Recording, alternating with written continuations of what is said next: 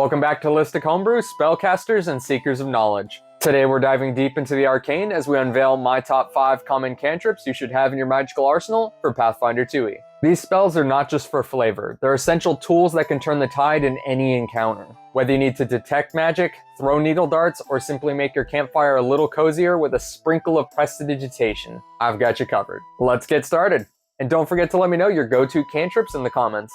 Starting with number 5, we have Read Aura. Your party stumbles upon an ancient, ornate chest in the depths of a dungeon. Instead of opening it immediately, you cast Read Aura to check for any magical properties. You discover it's protected by an enchantment, revealing that it contains a powerful artifact, but it's also cursed. With this information, your party decides to take precautions, casting Dispel Magic before opening the chest. This cantrip has a casting time of 1 minute with a range of 30 feet and targets one object. You focus on the target object, opening your mind to perceive magical auras. When the casting is complete, you know whether the object is magical. You and anyone you advise gain a +2 circumstance bonus to identify magic on the object. If the object is illusory, you detect only if the effect's rank is lower than the rank of your Read Aura. This can be heightened at 3rd level to allow you to target up to 10 objects. And at 6th level, you can heighten this to allow you to target any number of objects. Moving on to number 4, we have Light. While exploring a dark cave, your party's rogue accidentally triggers a trap that plunges everyone into darkness. You quickly cast Light on your trusty sword, turning it into a glowing beacon. The light reveals hidden traps and lurking monsters, allowing you to navigate safely and even ambush lurking monsters.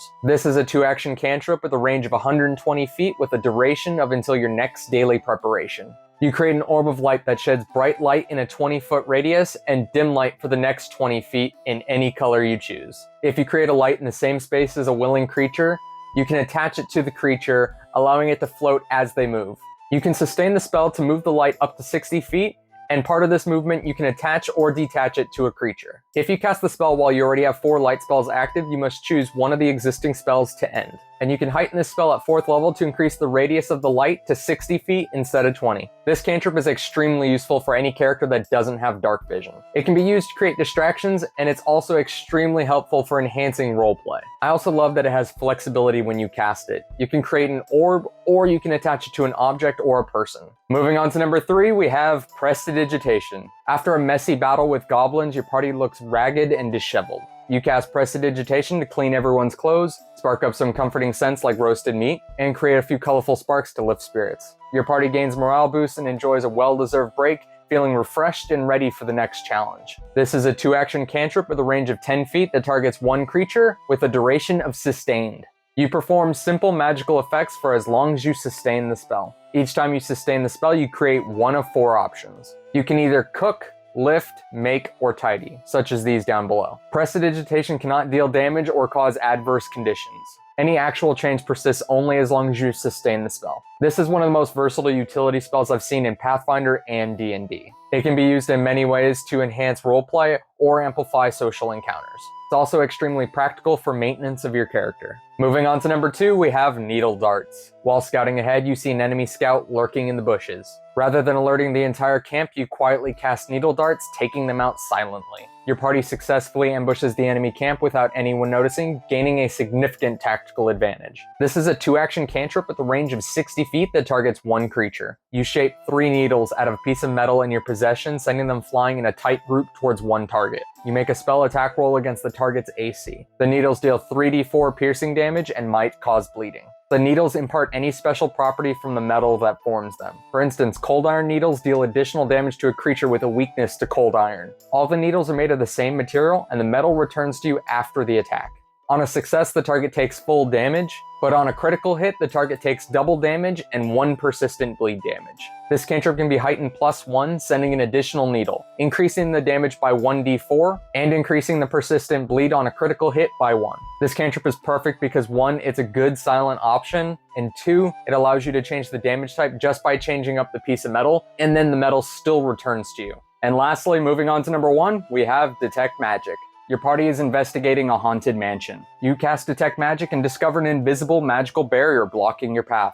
By identifying the source, you're able to dispel the barrier or find an alternate route, allowing you to uncover the mansion's secrets without falling into traps. This is a 2-action cantrip with an area of a 30-foot emanation.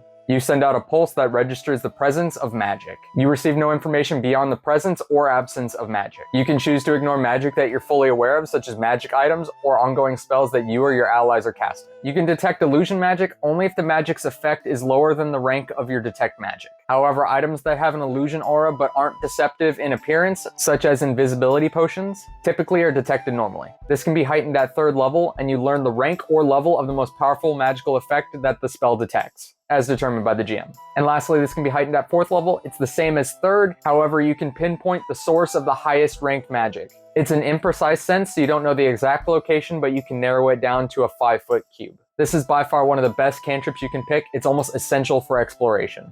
This can be used to identify threats, discover magical secrets, and it can be used to support team strategy. And there you have it. Our countdown of the top 5 common cantrips you can pick in Pathfinder 2e is complete. From the illuminating glow of light to the magical insights provided by Detect Magic. These cantrips aren't just useful, they're essential tools for any adventurer looking to maximize their spellcasting potential. I want to hear from you guys. Which cantrip is your favorite, and how do you plan on using these spells in your next game? Let's get the conversations going in the comments. If you enjoyed this video, please give it a thumbs up and subscribe to the channel for more awesome Pathfinder content. Your support is going to help me create more content that you guys love. And next up on my videos, get ready to delve into the world of The Witcher as I teach you how to build Geralt of Rivia inside Pathfinder 2e. You won't want to miss out on this one. Whether you're looking to create a monster hunter or bring just a little bit of gritty charm to your next campaign, I've got you covered. Thanks for watching, adventurers. I'm grateful for your support and can't wait to dive into more epic content with you. And remember, adventure's always better with friends, so share the channel and let's grow this community. Until next time, keep on rolling.